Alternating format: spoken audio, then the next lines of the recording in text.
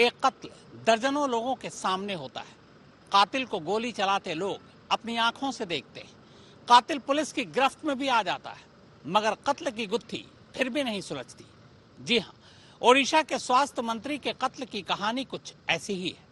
दरअसल आरोपी पुलिस वाला तमाम कोशिशों के बावजूद कत्ल की वजह बताने को तैयार ही नहीं है।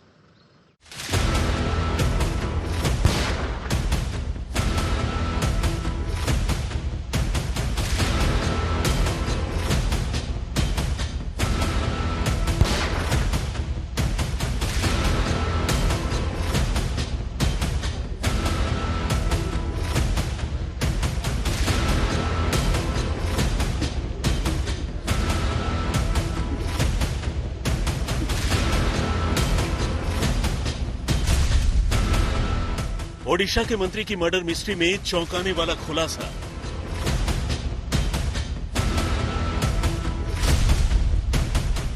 वो 3 महीने से रच रहा था मंत्री के कत्ल की साजिश।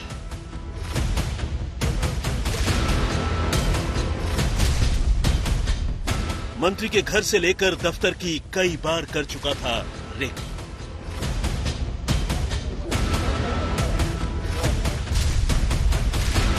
चौबीस घंटे पहले भी उसने लिया था हमले वाली जगह का जायजा।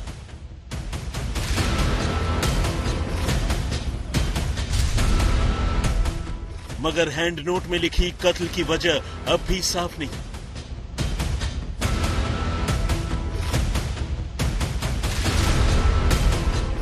सीएफएसएल ने लिया आरोपी पुलिस वाले का हैंडराइटिंग सैंपल।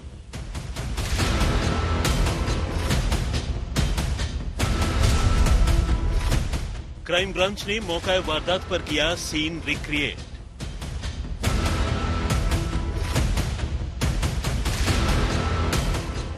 ओडिशा के स्वास्थ्य मंत्री नोबुकिशोर दास के कत्ल की मामले की जांच कर रही क्राइम ब्रांच की टीम से कत्ल के आरोपी ओडिशा पुलिस के एसआई गोपाल कृष्ण दास ने पूछताछ में कहा है कि वो करीब 3 महीनों से मंत्री नोबुकिशोर दास का कत्ल करना चाहता था, क्योंकि दास ने झारसुगुड़ा का माहौल खराब कर रखा था।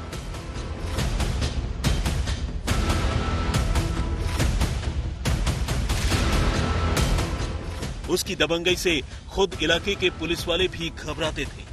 ऐसे में उसे लगता था कि जब तक वो मंत्री की जान नहीं ले लेगा, तब तक झारसुगुड़ा के लोग चैन की नींद नहीं सो पाएंगे। पूछताछ में आरोपी ने कहा है कि उसने नोबुकिशोर दास को मारने के लिए न सिर्फ पूरी तैयारी की थी, बल्कि कई बार अपनी पिस्टल कॉक करके उसके बेहद करीब पहुंच चुका था। लेकिन सही मौका नहीं मिल पाने की वजह से उसने अपना इरादा बदल दिया।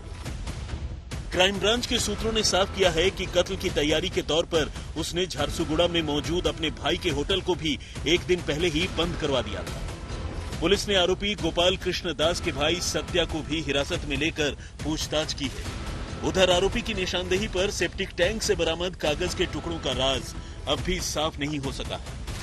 मामले की जांच में पुलिस की मदद कर रही सेंट्रल फॉरेंसिक साइंस लेबोरेटरी की टीम ने आरोपी गोपाल कृष्ण दास की हैंडराइटिंग का सैंपल कलेक्ट किया है, ताकि उसके लिखे हैंड नोट से उसकी हैंडराइटिंग को मैच करवाकर ये देखा जा सके कि वो नोट वाकई गोपाल कृष्ण दास का ही लिखा है या फिर किसी और का।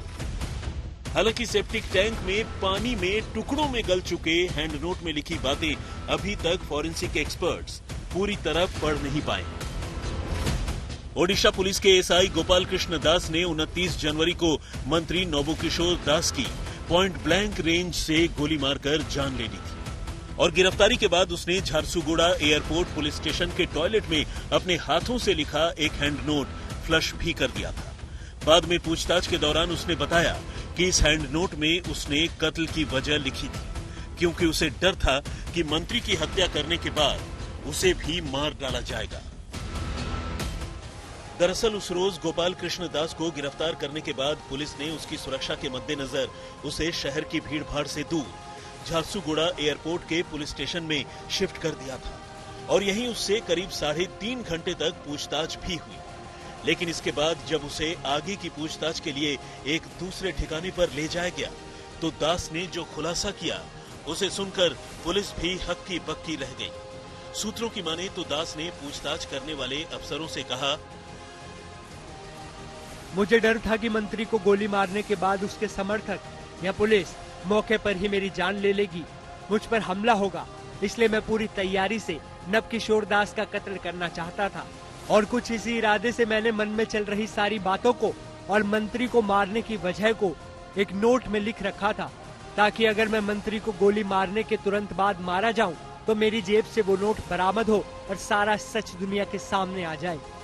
लेकिन अब जबकि पुलिस ने मुझे मौकाए वारदात से जिंदा और सही सलामत गिरफ्तार कर लिया है, तो मैंने अपने हाथों से लिखे उस नोट को थाने के वॉशरूम में ही फ्लश कर दिया है, ताकि अब वो राज कभी भी बाहर ना आ सके।